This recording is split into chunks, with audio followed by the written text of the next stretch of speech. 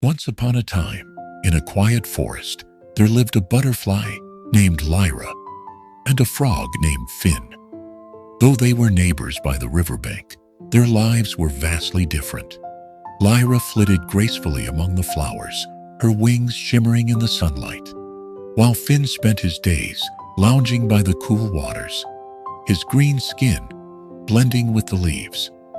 Lyra had always admired Finn's peaceful life.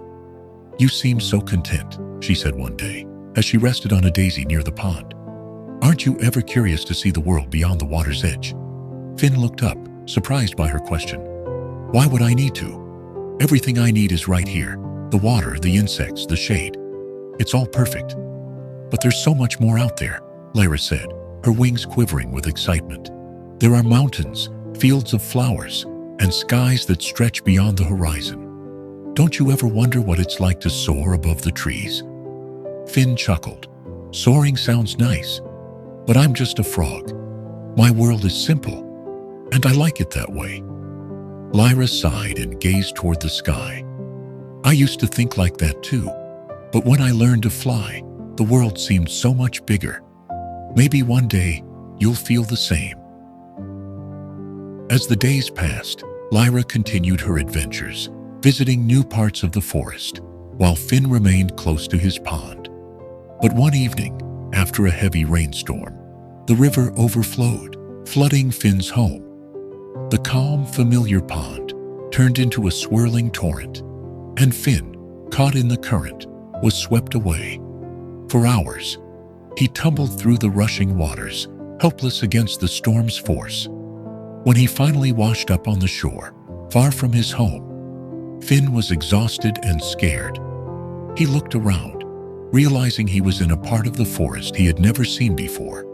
Tall trees towered over him, and unfamiliar sounds echoed in the distance. Just as panic began to rise in his chest, a familiar flutter of wings caught his attention. Lyra, who had been flying nearby, spotted Finn and swooped down. "Finn, what happened?" "The flood," he croaked weakly. "I don't know where I am." Lyra landed gently beside him.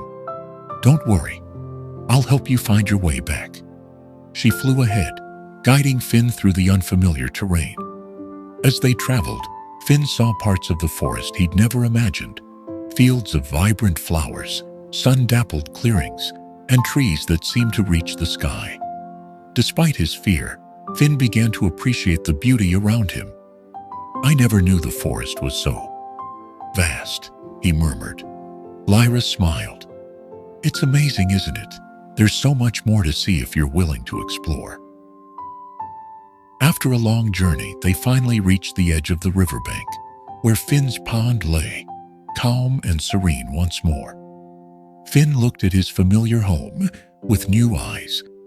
It was still his favorite place, but now he understood that it was just one part of a much larger world. "Thank you, Lyra," Finn said quietly. "You were right.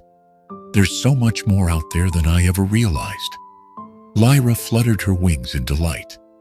"I'm glad you saw it, even if just for a little while."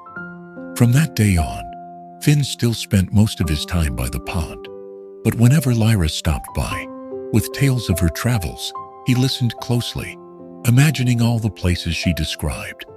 And sometimes, just sometimes, Finn would venture a little farther from the water's edge, curious to see what other wonders the forest held.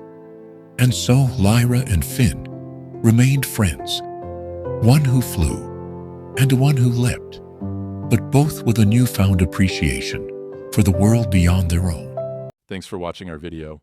Do subscribe to our channel. Don't forget to like, comment, and share.